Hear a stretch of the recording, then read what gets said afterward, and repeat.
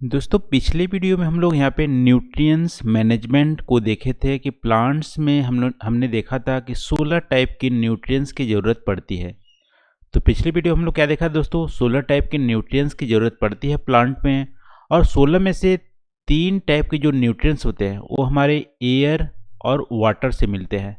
ठीक है, एयर और वाटर से प्लांट्स 3 टाइप के न्यूट्रिएंट्स को वो ले लेते हैं। लेकिन 13 टाइप के जो न्यूट्रिएंट्स होते हैं जिसमें माइक्रो भी शामिल है, MACRO और माइक्रो MICRO, माइक्रो न्यूट्रिएंट्स दोनों ही यहाँ पे सॉइल से लेना पड़ता है प्लांट्स को। लेकिन दोस्तों सॉइल में आप देख सकते हो 13 टाइप के जो न्यूट्रिएंट्स होते हैं वो हर सॉइल में नहीं होते हैं, सफिशिएंट मात्रा में नहीं होते हैं, कहीं पे कम होते हैं, कहीं पे ज़्यादा होते हैं। तो इसी को सप्लीमेंट के लिए हमें क्या ज़रूरत पड़ती है, हमें मैन्योर और फर्टिलाइज़र की ज़रूरत पड़ती है। तो यहाँ पे मैन्योर और फर्टिलाइज़र की ज़रूरत पड़ती है हमें 13 टाइप के जो न्यूट्रिएंट्स होते हैं उसकी सप्लीमेंट के लिए। जहाँ पे सॉइल के जिस सॉइल में जिस न्यूट्रिएंट्स की कमी होती है वहाँ पे हमें सप्लीमेंट देने होते हैं। तो आज के इस वीडियो में दोस्तों हम लोग यहाँ पे मैन्योर और फर्टिलाइज़र होती क्या है उसको यहाँ पे हम लोग स्टडी करने वाले हैं। तो दोस्तों मैन्योर को हिंदी में जैविक खाद बोलते हैं और फर्टिलाइज़र को यहाँ पे रासायनिक खाद बोलते हैं। ठीक है, तो रासायनिक खाद हमारा केमिकल फर्टिलाइज़र को जनरली फर्टिलाइज़र बोलते हैं और यहाँ पे जैविक जो होते हैं उसको मैन्योर बोलते हैं। तो देख लेते हैं मैन्योर और फर्टिलाइज़र के बारे में डिटेल में। तो सबसे बड़ी दोस्तों यहाँ पे मैन्योर होते क्या है, जैविक खाद होते क्या है।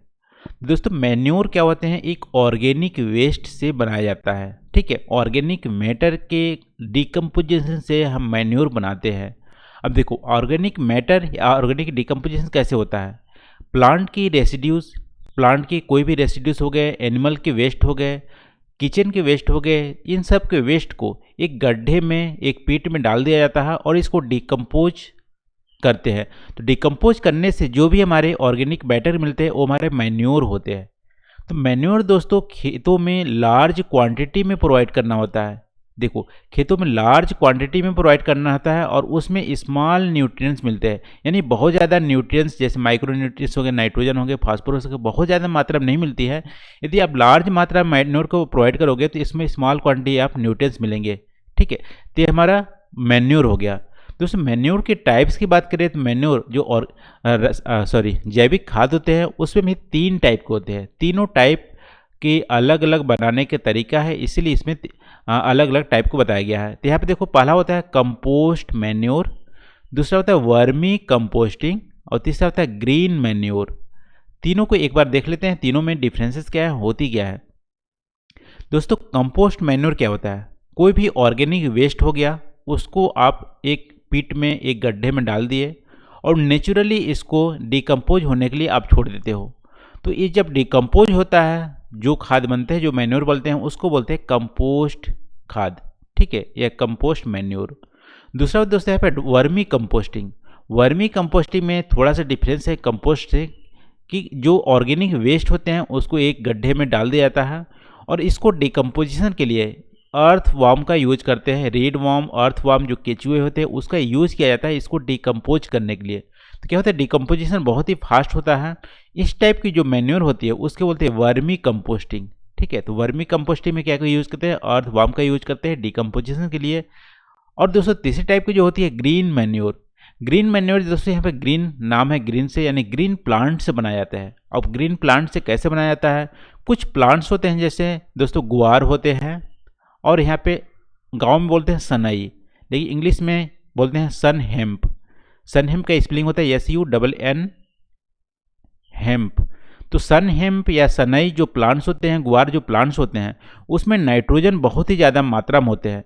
तो क्या होता है, ग्रीन मैन्योर कैसे तैयार किया जाता है, देखो खेतों में सनई को बो दिया जाता है, खेतों में बो दिया जाता है, इसको 1 से 2 महीने तक के लिए छोड़ दिया जाता है। बुआई करने के बाद जब जो सनई होती है या सन हेम्प होते हैं उसमें जब फ्लावर आ जाते हैं, फ्लावर आते हैं तब क्या कहता है, इसको पूरा पेड़ सहित फ्लावर सहित इसको जोत दिया जाता है। जोतने के बाद प्लाउइंग के बाद इसको खेत मिट्टी में मिला दिया जाता है इस सारे प्लांट को। अब सारे प्लांट को मिट्टी मिल जाए तो एक ग्रीन प्लांट है, जब डिकम्पोज होते हैं तो बहुत ही ज़्यादा सस्ती मात्रा में और लार्ज क्वांटिटी में नाइट्रोजन को बहुत ज़्यादा इनरिच कर देते हैं हमारे खेतों में। तो इसको बोलते हैं ग्रीन मैन्योर। ठीक है, ग्रीन मैन्योर से नाइट्रोजन के बहुत ज़्यादा इनरिचमेंट होती है, बहुत ही सस्तों में और बहुत ही अच्छी क्वालिटी के नाइट्रोजन यहाँ पे आ जाते हैं खेतों में। तो इस टाइप की होती है, उसको बोलते हैं ग्रीन मैन्योर दोस्तों। तो 3 टाइप की मैन्योर होती है। अब देख लेते हैं मैन्योर के बेनिफिट्स क्या हैं। सबसे पहले दोस्तों हम लोग देखे थे स्टार्टिंग में ही कि मैन्योर को लार्ज मात्रा में हमें खेतों में प्रोवाइड करने होते हैं और उससे स्मॉल क्वांटिटी ऑफ न्यूट्रिएंट्स मिलते हैं। ठीक है, तो ये हमारा एक कैरेक्टरिस्टिक भी हो गया। और दोस्तों ये स्मॉल क्वांटिटी ऑफ न्यूट्रिएंट्स यानी सारे टाइप के न्यूट्रिएंट्स जो होते हैं वो प्रोवाइड करते हैं मैन्योर से। सारे टाइप के जो न्यूट्रिएंट्स होते हैं वो हमें मिल सकते हैं।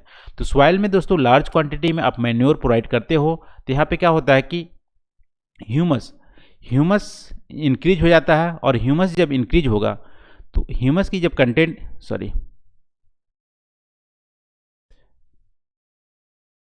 ठीक है, तो यहाँ पे ह्यूमस जब इंक्रीज हो जाता है, ह्यूमस इंक्रीज होने से उसमें जब सॉइल में ह्यूमस की इंक्रीज होगा तो उसमें सॉइल मॉइस्चर रिटेन की क्षमता ज़्यादा हो जाती है। तो यदि मैन्योर का यूज कर रहे हैं तो सॉइल में हमारा मॉइस्चर होल्डिंग कैपेसिटी जो है वो हमारी बढ़ जाती है। इससे क्या होता है, आप एक बार सिंचाई करोगे तो 8-10 दिन तक हमें सिंचाई करने की जरूरत नहीं पड़ती है। और यहाँ पे आप बोल सकते हो जो इरोजन एक्टिविटीज़ भी कम हो जाती है, क्योंकि जो भी पानी होगा उसमें मॉइस्चर को होल्ड ज़्यादा करेगा और थोड़ा भी पानी आने पे वो इरोजन नहीं होगा, तो इरोजन भी कम हो जाती है और मॉइस्चर को रिटेन करने में हेल्प करती है। इसके अलावा दोस्तों सॉइल की जो टेक्सचर होती है उसमें भी हमारा चेंजेज आ जाते हैं। सॉइल मान लो पहले रेड सॉइल है या उसकी जो कैरेक्टरिस्टिक है एसिडिक है या अल्काइन है, उसकी जो टेक्सचर होती है वो हमारी चेंज होती है मैन्योर को यूज करने से। तो हो गया दोस्तों हमारे मैन्योर का बेनिफिट या मैन्योर का यूजेस के बेनिफिट होता है। अब देख लेते हैं हमारी फर्टिलाइजर। तो फर्टिलाइजर दोस्तों जैसे ऑर्गेनिक वेस्ट से हमारा बनाया था मैन्योर, लेकिन फर्टिलाइजर हमें इंडस्ट्रीज से मिलता है। अब फर्टिलाइजर को बनाने के लिए बहुत सारे रॉ मटेरियल यूज करते हैं जिसमें ऑर्गेनिक वेस्ट का यूज नहीं होता है। इसमें अलग ही रॉ मटेरियल यूज करते हैं और इंडस्ट्रीज के द्वारा बनाए जाते हैं। दोस्तों इसकी बेनिफिट क्या है कि बहुत ही स्मॉल क्वांटिटी में प्रोवाइड करते हैं, स्मॉल क्वांटिटी में प्रोवाइड करेंगे लेकिन इसमें लार्ज न्यूट्रिएंट्स मिलेंगे, यानी कि अच्छी मात्रा में न्यूट्रिएंट्स मिलते हैं और इसमें स्मॉल क्वांटिटी में आपको फर्टिलाइजर की प्रोवाइड करने की ज़रूरत पड़ती है। लेकिन इसके बहुत ज़्यादा ड्रॉबैक भी हैं। ड्रॉबैक क्या है दोस्तों कि इसमें आप यदि सॉइल में आप फर्टिलाइजर प्रोवाइड कर रहे हो तो सॉइल में जो माइक्रो ऑर्गेनिज्म होते हैं, माइक्रो ऑर्गेनिज्म मतलब अर्थवॉर्म हो गया या अदर जो माइक्रो ऑर्गेनिज्म हो गए, उसको यहाँ पे किल कर देती है। तो सॉइल में माइक्रो ऑर्गेनिज्म को किल करती है, पहला हमारा यहाँ पर ड्रॉबैक हो गया। दूसरा होगा दोस्तों इसमें सॉइल की जो ह्यूमस होती है, ह्यूमस को धीमे धीमे डिक्रीज कर देती है। जो भी ह्यूमस होता है वो हमारी कमी आती है, क्योंकि ह्यूमस को एडिशन करता नहीं है फर्टिलाइजर। तो ह्यूमस को डिक्रीज करेगा तो सॉइल क्या होंगे, कठोर हो जाएंगे। सॉइल कठोर हो जाएंगे और यहाँ पे मॉइस्चर की रिटेन की क्षमता यहाँ पे कम हो जाती है। तो ये हमारी दूसरी ड्रॉबैक है। तीसरी ड्रॉबैक है वो दोस्तों जो फर्टिलाइजर यूज करने से एसिडिक सॉइल में बढ़ जाती है, क्योंकि केमिकल होता है, एसिडिक बढ़ जाती है। तो इससे क्या होता है, सॉइल धीमे धीमे हमारा अनप्रोडक्टिव हो जाता है। तो सॉइल की फर्टिलिटी धीमे धीमे लॉन्ग रन में यहाँ पे लॉस करती है फर्टिलाइजर का। लेकिन यहाँ पे जो इमीडिएट यहाँ पे बेनिफिट मिलता है, लेकिन लॉन्ग रन में यहाँ पे फर्टिलाइजर यूज करने से लॉस मिलता है। इसके लिए दोस्तों एक्सेस यदि फर्टिलाइजर की यूज कर रहे हैं, बहुत ज़्यादा फर्टिलाइजर यूज कर रहे हैं, या फॉल्टी जो एग्रीकल्चर प्रैक्टिस को हम फॉलो कर रहे हैं, उससे क्या होता है फर्टिलाइजर बह के हमारा वाटर बॉडीज में पहुँच जाता है। अब वाटर बॉडीज में फर्टिलाइजर पहुंचेगा, फर्टिलाइजर हमारा केमिकल होता है, इंडस्ट्रीज द्वारा बनाया जाता है। तो उससे क्या होता है, वाटर बॉडी हमारी पोल्यूटेड हो जाती है। तो यहाँ पे वाटर पोल्यूशन को भी देखने मिलते हैं फर्टिलाइजर के यूज करने से। तो हमारे फर्टिलाइजर हो गए दोस्तों। अब देख लें दोनों में डिफरेंसेस क्या है, मैन्योर और फर्टिलाइजर में डिफरेंसेस क्या है। तो मैन्योर सबसे पहले दोस्तों ऑर्गेनिक वेस्ट से बना होता है, जबकि फर्टिलाइजर हमारा इंडस्ट्रीज के द्वारा बनाया जाता है, इनऑर्गेनिक से बनाया जाता है। और मैन्योर में आप देख सकते हो कि बहुत ही ज़्यादा लार्ज क्वांटिटी मैन्योर को प्रोवाइड करने की पड़ती है सॉइल्स में, और यहाँ पे स्मॉल न्यूट्रिएंट्स मिलते हैं। लेकिन फर्टिलाइजर में स्मॉल क्वांटिटी प्रोवाइड करनी पड़ती है, लार्ज न्यूट्रिएंट्स मिलते हैं। लॉन्ग रन में मैन्योर बहुत ही ज़्यादा बेनिफिशियल होता है सॉइल को। अभी तक सॉइल को, इकोनॉमी को कोई भी लॉसेस हमें देखने को नहीं मिलते हैं मैन्योर की यूज करने से। लेकिन फर्टिलाइजर्स यूज करने से इमीडिएट बेनिफिट तो देखने को मिलते हैं, लेकिन लॉन्ग रन में फर्टिलिटी लॉस होता है और इकोलॉजी को भी लॉस होता है फर्टिलाइजर के यूज करने से। तो ये हो गया दोस्तों फर्टिलाइजर और मैन्योर के बारे में। तो इस वीडियो में बस इतना ही दोस्तों। आई होप यहाँ पे जो आज हम लोग डिस्कस किए हैं मैन्योर और फर्टिलाइजर के बारे में, वो आपको यहाँ पे अच्छा लगा होगा और वीडियो पसंद आई होगी। तो आज के लिए बस इतना ही दोस्तों। Thank you for watching. अगले वीडियो में हम लोग यहाँ पे फर्टिलाइजर की जो इंफ्रास्ट्रक्चर है इंडिया में उसको डिस्कस करने वाले हैं। तो आज के लिए बस इतना ही। Thank you.